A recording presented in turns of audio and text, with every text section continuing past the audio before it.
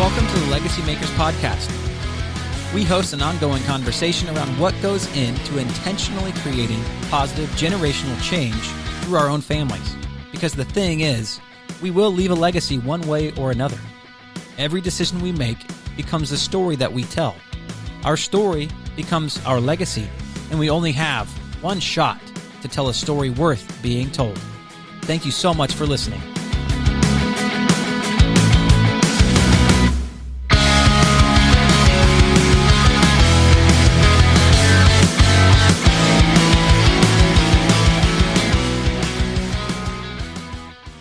Hey, well, welcome back to episode 5 of our Legacymakers podcast. We are so thankful that you have joined us today for just listening in on what we have to share and what we're going to be dialoguing about.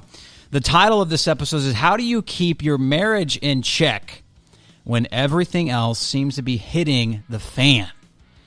Whew, I know, there's always so many things going on. I can definitely attest to that. But what do we do?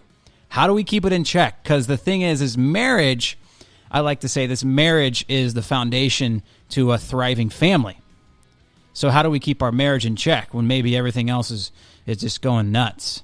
And, you know, marriage is the bedrock of all that happens in our family. And a good marriage knows how to make the bedrock. So listen in, guys. Let's get to it. First question, first thought. Let's just talk about what makes a good marriage. Let's just level the playing field. I thought it would be helpful to put it all out there. Hey, what makes a good marriage? That way, it might help us maybe identify where we might need to shuffle some cards, rethink some things in our own marriage. It might bring to light and bring to the surface some things that we might need to change for ourselves. So, first thought, what makes a good marriage? That's my first question. What makes a good marriage? I would start by just saying that, first of all, you have to prioritize your marriage. I mean, it has to be, you know, if not the first thing, at least the second most important thing in your life. For me, it's God. That's number one. Secondly is just my relationship with my wife, my spouse, my marriage. And when my marriage isn't prioritized, I can feel it. I can feel the stress. I can feel the tension welling up in my wife. I can see the interesting looks every once in a while coming my way from her, and it just doesn't. You can see that within everything else. If my marriage isn't prioritized to where it needs to be, then I start to feel a little bit like things are getting out of alignment. I'm losing focus. And then literally the rest of my life, every other function in my life begins to wane. It begins to feel the effects of, okay, my marriage isn't as solid as it needs to be or as it was. Because when it is, everything else kind of lines itself up as it should be. Everything else feels like it's flowing because my marriage is the most important thing. So it's like prioritizing it, making sure it's prioritized. How do you prioritize it? Well, you look at your schedule. Where is my schedule filling up? Am I setting my schedule for my work and my play and my leisure and maybe even stuff with the kids or the family first? Well, what about like just time with my wife? You know, for us, it's every night we have at least an hour of just connection time after the kids go to bed where we don't do anything. We don't work. We don't watch anything. We just connect. That's the goal. An hour every night.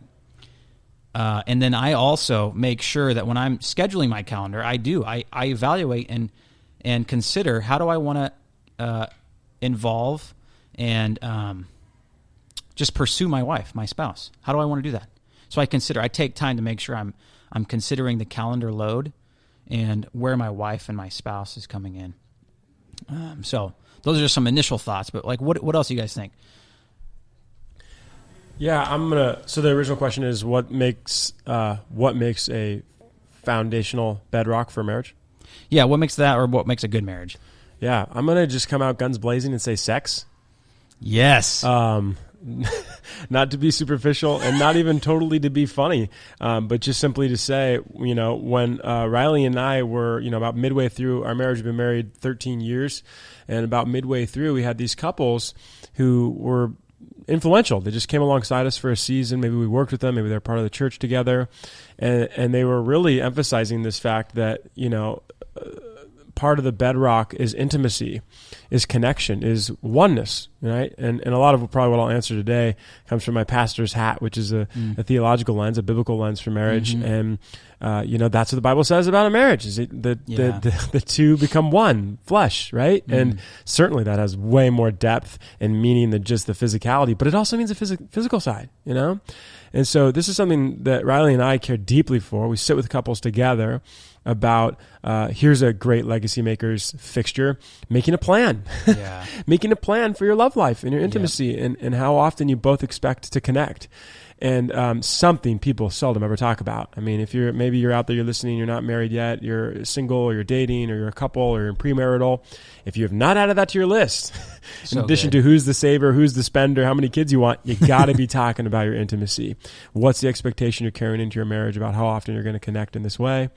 And it's not just about the man's needs or the woman's emotional needs, which, by the way, sex does serve both of those purposes.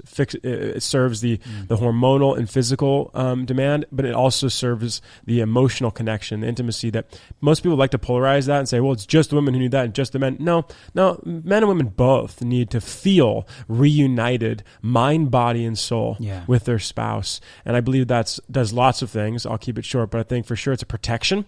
It's a protection against temptation. It's a protection against distraction. It's a spiritual warfare aspect. We don't let the devil get a foothold with that temptation. Back to point 2. I think it's a safety, a security. I think it's empowering. I think it's because here's one of the things it does. Backing it up. You can't go to the marriage bedroom with your spouse when you're in the middle of a heated debate or fight. I don't know many who can. Maybe some people can do that, but I can't. And so it forces this unity emotionally and relationally that we must feel okay with each other going into this room. So let us squash this in a good way, a healthy way, not sweep it, but let's deal with this. And sex has a funny way of making sure that happens as a precursor. So I think it's a protection, a grace, an emboldening factor that really is underrated and definitely in the church, maybe not safe to talk about, and that's sad. Well, I don't know how I can follow that up, but I think what stuck for me was intentionality. I think just recalling how you were intentional when you were pursuing your wife, the dating scene, bringing that, keeping that alive, talking about, the end game, but making sure you're connecting throughout the day, the being playful with each other, joking, knowing that you're having that connection is super important. So I think without intention, things can just fall to the wayside. Yeah, by the way, this is Rafi Garcia. Yeah. Welcome, Rafi Garcia. Thanks for being with us today. Thank you. Appreciate it. Yeah, man. Can you just give us, I do apologize, I forgot to do this at the beginning. Can you just give us a quick little intro? Like, who are you? How many kids you got? What are you doing right now? What's life got you going? Yeah, sure. Name's Rafi. I work previously as accounting and finance, currently consulting. Been involved with The Crossing as a guest experience host. Know both of these guys. Respect them a lot. Learning a lot from them, and just honored to be here and just mostly listening. Absolutely, yeah. And the wife and kids? Wife and kids, yeah. Married, coming up a little over a year, and we've got 3 girls. 3 girls. Yep. Love it, man. Dude, I love what you said. I think you teed this up, Ben, but I love, Rafi, just to use that keyword, being playful. Like, play is so huge in psychology, too. I'm just reading this recently, but that we keep a lighthearted atmosphere in our intentionality is really, really, everything reinforces that. So we have this book. It's called Me, You, Us. It's like this, just a sweet little activity workbook just for like as a couple. And it's, you do it's like funny and comical and stuff, and you make things up. And anyway, one of the pages in there is, it's like this, it's like a picture, and it's all like little drawings and stuff, so you kind of fill it in, but it's like a picture of a fire extinguisher box, and then it says break glass in case of emergency. So it's like basically saying like, this is what, like, and then you fill it in, like, what do you want to do when things are hitting the fan? Like, what's the surefire way to like reset yourself as a couple? So I'm just like playing into that. When Megan and I are getting in, like when things are tense or we're stressed and it's just been a while, there's always like this thing that we have to come back to, and it's fun. It's playfulness. It's like for us, like our soul is filled by like just doing fun things together, going on an adventure, going kayaking, going and playing in the ocean. And that's just something that it made me think about that. But maybe there's something for everyone else. That's a great practice. That should be a staple. I love that. It's so helpful too. But I do want to come back to the idea of sex and sex in marriage. And I think that in today's day and age, sex is such a skewed thing. And it's hard to find like what's the realistic expectation. And so I would just open it up to give yourself the permission to have grace for what the expectations are. With our culture of pornography, there's so much shame, there's so much guilt, there's so much condemnation when it comes to sex and what it looks like and what it's supposed to feel like. And we have all these built up anticipations and expectations. I'm speaking from experience. And so how do we give ourselves the permission to have the sex that we need, that we want our marriage to have? But I do think that there is a healthy level of growth towards what God intended for sex and marriage, of it being just a pure gift for each other and really worship to God. Right. So wherever you're at, give yourself the permission to have grace for the expectations, but also don't maintain that status quo. What can be done to grow towards God's intent for your sex life as a married couple? But what else would you guys say? Anything else? Beto or just what makes a good marriage? What are some other things? Well, I'm summarizing everything, guys, you're saying right now, and I'll say it later because I'm writing down what you said, and I think it's going to be a good like coming back to these ideas just to when we wrap it up. But I think for myself, overcoming struggles together, it's a big. It connects us, right? And it could be. You guys know a little bit of my story, being a migrant coming from Mexico. All the undocumented side of that, and overcoming that in a sense, even if it's just mentally, even if we're not citizens yet, but the mental overcoming together of, hey, we're gonna do this together. And I think that's a big deal for people like me that come from a different land and are here. That a lot of times as a couple, one might be thinking, man, let's go back to Mexico, and the one, no, we're staying here for our kids. And then it happened to us that that was the case, and then it reversed. At some point, the other one was saying, hey, let's go back to Mexico, and now the other one was saying, no, we're staying here for our kids. So for us that was a real struggle, but overcoming it together and being on the same page, it helped us be stronger as a couple. Wow. I that's so good, dude. Yeah. I'm kind of speechless in one realm because I know nothing about that level of adversity and about that kind of mental stress that's just always there, low grade there, that reality, thinking about that. I know nothing about that, and that's, part of my quote unquote privilege, if you will. But I just want to affirm what you said about conflict and like how things are forged in the fire. In our house, we carry, and through the help of Legacymakers, we've tried to map this out. We carry a value for doing hard things. Yeah. And hard does not equal bad. And boy, that was our very first year of marriage. We got married and we thought it'd be really cool to go on a missions trip, quote, like a week after we were married. So we went to Peru, and we were in Peru for like 3 months. And I was sick, every other week the whole time we were there, just like lost like 15 pounds and just and yet we had to fight to like stay together. In fact, this marries both subjects, but like I'll never forget us like being intimate, and I'm like, I don't feel well. Like I've lost weight, I am weak, I'm frail, and yet we're like, we know our bodies have to come together to like stay in this and to feel connected, you know? And yet, dude, we'll tell people like, you want to start off on the right foot, like go away without family or friends or any network, just the two of you for a time and see what happens. You have to turn to one another. You can't go to anyone else for help, and you're going to be forged through the fire. So I think conflict absolutely is a bedrock. I agree with Beto. Cool. Yeah, so good. So I like this, and I want to kind of transition to a little bit of personal side of things. When we're talking about, how do we keep our marriage in check when stuff's going awry and stuff's hitting the fan? What's something like personally that you guys in your marriage have had to deal with, or maybe talk about a time when things got rocky for you guys? I can open up and just share that So this kind of ties into just my ongoing struggle of being present and engaged, as I've shared in previous episodes. Work so much and so often consumes my thought life to the point where it's like every waking moment is spent thinking about work, which obviously leads me to be disengaged and not be present, yada, yada, yada. And so I've had to grow in multiple different capacities to kind of get through that.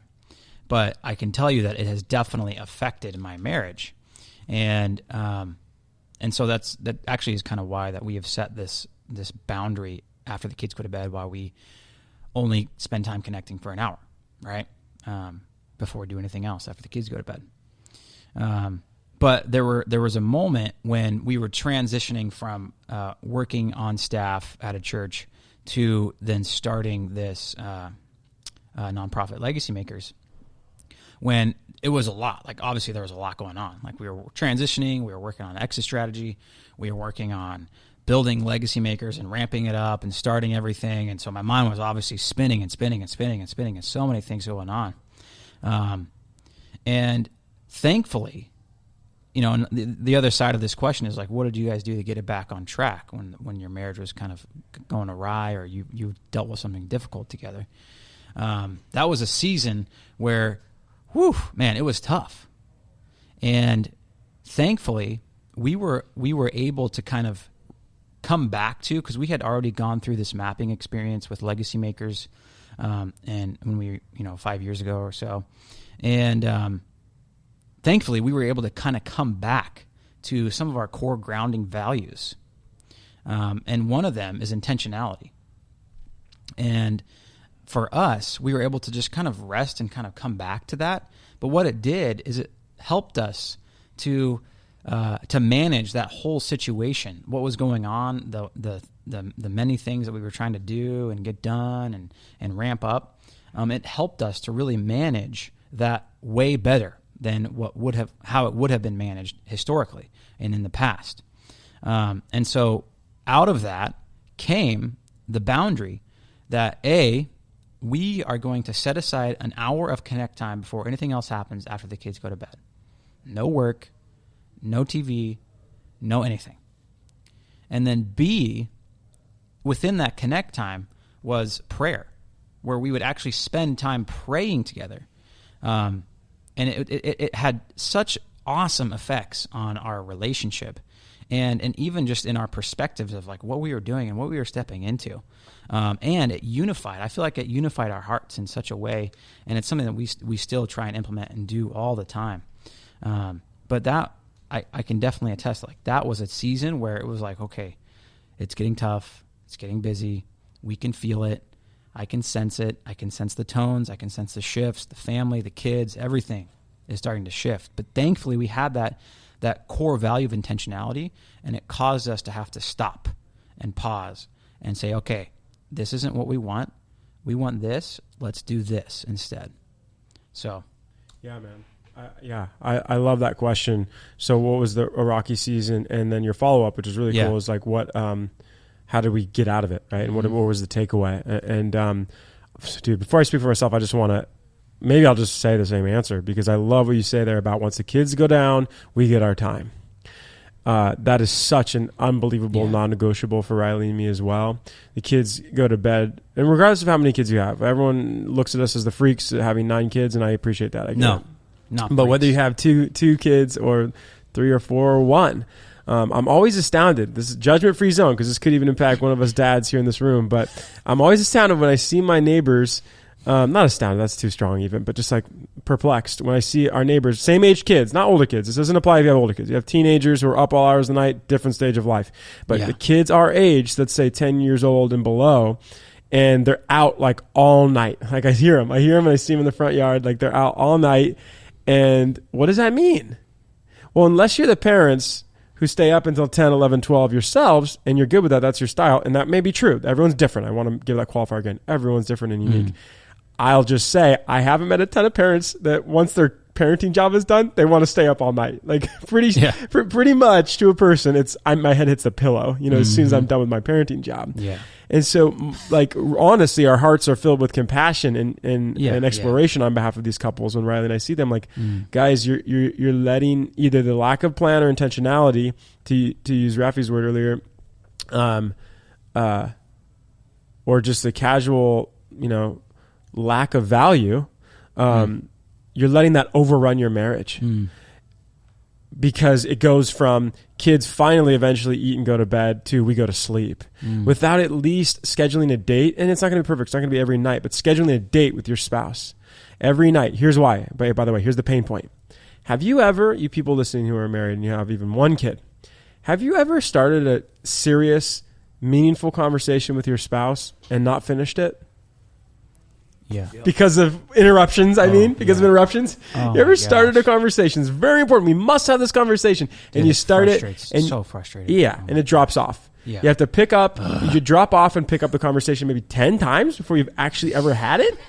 And then you wonder why, like after a month, now it's a serious fight. Why aren't you listening? Why am I not being heard? And why haven't we? And it's no one's specifically's fault. It's everyone. It's just we haven't scheduled a date. And so, like, that's that hour. It's not just for sex, though. It is that too. It's like to finish the conversations we never had time to finish because of all the interruptions. And like I used to like frown upon or just think it was a joke for spouses to ask, like, how was your day? Like, I now know in my 13th year, just now this year, how vitally important it is for both of us to ask that question and then to take turns listening about how was your day, because otherwise it's 100% of the day. Ships passing in the night. We don't know each other. We don't even know each other. Yeah, I mean, yesterday we were at the table, the whole family. We're only 5, so there's 5 of us. And my wife was asking, "How was your day? What was like the highlight of your day, and the least something you liked the least?" Yep. And everybody went around, but it was so funny because every time I was about to speak, my older son would interrupt and be like, "Oh, mom," and this and that. And then like 5 times she's like, "Hey, your dad's trying to say what he liked the most." And that's true. Interruptions all the time, man, all the time. So what a good advice to actually take the time to finish the conversations. Yep. That's so good. So good. Getting those date nights. Mandatory. It's not like what you think. We had a sweet little season before we got COVID where we were like summer nights on the front porch, and we have these dope little rocking chairs that were donated by grandma. And dude, we would just even changing the atmosphere or changing the location, because sometimes it gets so stale, in a marriage or and even those dates of just catching up, change the location. You don't have to go far. You don't have to pay the sitter. We went to the front porch and we're like, boy, this is sweet. There's a little bit of cool summer air coming in, and we're on rocking chairs, and boy, we're almost taken away. We're almost transported. So call it a date night. I love it. What about you, dude? Have you ever had rough seasons, Raph? Do you have any rough patches? Plenty. Actually, back this week on Monday, it was the first day of the girls going back to school. We got 2 12-year-olds, so 7th graders, and then we got a 10-year-old that's in 5th grade. And again, still adjusting to my sleep cycle, so I didn't get enough sleep. But so all of us decided to go because we wanted to get the routine down of who's going to drop them off, who's going to pick them up, where do they get picked up. And it started over the gym clothes. My wife, I told them, like, you don't need them, so leave them at home. I'm like, just bring them just in case. And her and I were kind of having that little tiff back and forth in the car with the girls. And I know better than that. But I didn't want, the thing that kind of I noticed that got me was that she ended her conversation with whatever, right after I had said that. And normally, like I said, I can control myself and I can have discussion in private. But in that moment, I lost it, said words that I shouldn't have said. But then the recognition was that after I apologized, after we dropped her girls, figured that stuff out. And then I realized, though, that going back to being intentional with her and with our daughters is I'm modeling the type of husband that I want to be, that I want them to have. And am I showing them how to apologize when they mess up? And so I had to redo it again and that's the least favorite thing for me is admit when I'm wrong and then having to do it a couple times. So, but it was a really unique experience because we're a blended family. So my wife, her 2 daughters, I got to see that, me stepping into that role and admitting. And I don't know why, I just prayed about it. And I told my wife, I think I need to redo this again with them present to see that. And it just turned into a really great moment. But then my wife then said that she really appreciated that. So it's just, I guess, recognizing those moments, catching yourself. I tell her, I don't pretend to be perfect, and I know I fail a lot, but just, coming back and asking forgiveness, but always kind of going back to God and be like, hey, could have handled this wrong. Yeah. So good, dude. I love that, man. It's setting such a good example, like you said, for your kids, man. Conflict resolution. It's all good. I love it, man. Thanks for sharing. Hey, well, I want to go around the table really quick before we finish up, and I would love just to hear from each of us. What are some ways that we can just work on continually pursuing our spouse? And I know we're all men here, but maybe that could go hand in hand for both the woman and the man. But what are some ways that we can continually pursue our spouse with action? Cool. I'll go. One thing is, I'm just going to say a few of the words that I've been hearing throughout this podcast is prioritize, intimacy, sex, oneness, connection, intentionality, being playful, sex, conflict, sex, overcoming struggles together. And I would throw 2 things super practical, right? And I mean, you guys might have whatever other things you want to say, but 2 super practical things. One, and this is for me, right? Washing dishes. That's, there you go. Loves that. One.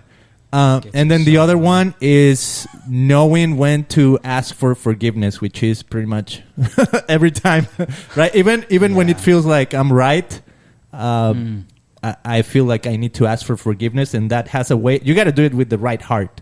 You can't fake it, but that has a way to make things, or at least give way to conversation and bring things back again. So, I would say make sure you know the love languages of your spouse. One of my wife's is touch, and I'll admit I forget. I mean, I'm not a touch guy personally, but I know she is, and she's had to remind me multiple times. And so one thing that I attempt to try and do all the time, at least every day, is just give her a big hug and a kiss. Hold her for 10 seconds at minimum. Just wrap her up, and I know that she just loves that and just melts. So good, man. Yeah. 2 quick things for me. The first 3 minutes is 1, and listening is 2. First 3 minutes is 1, and listening is 2. Number 1, what is first 3 minutes? And this comes from a message that Bucky gave here at Watermark.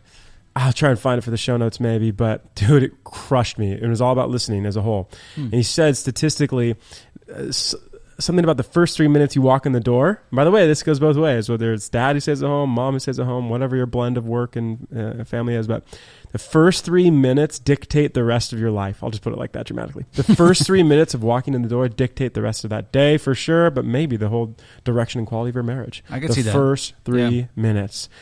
Don't run to the kids. Definitely don't walk in on your phone, still working or whatever. You walk in the door, you find them, and you do what you said, and you give them a squeeze. You look them eyeball to eyeball, give them a kiss. I'm here. You're my number one. So stoked to be back. And that's, by the way, coming from my own personal conviction library. Like, I'm trying to own that every day. And the second one is listening. I'm going to read this really, really quick quote. A wealth of information creates a poverty of attention.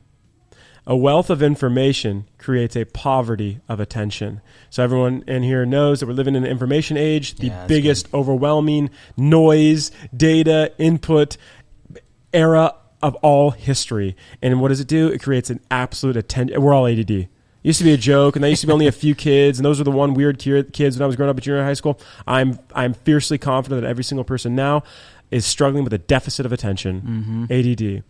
We got to become better listeners, and that's it. I don't have any grand thing. We're going to go on dates, and I have 5 values, and I always do this, and it's captivating the heart. John Eldridge. Nope. When I do have her, since time is so scarce and everything is noise, when she's in front of me, I'm trying to make sure that I'm an literally SEAL Team 6 level listener.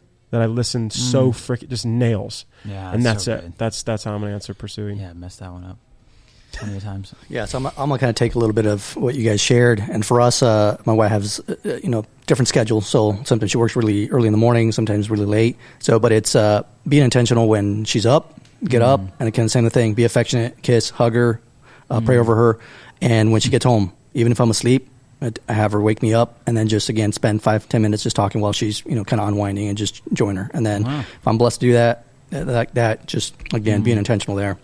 Long ways. I love it, man. All right, guys. Well, thank you so much for listening, and we will see you next time.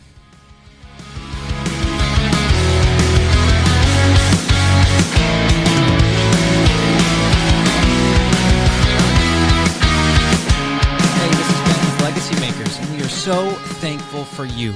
If you want to learn more about becoming a legacy maker, you can go to www.chooseourlegacy.com.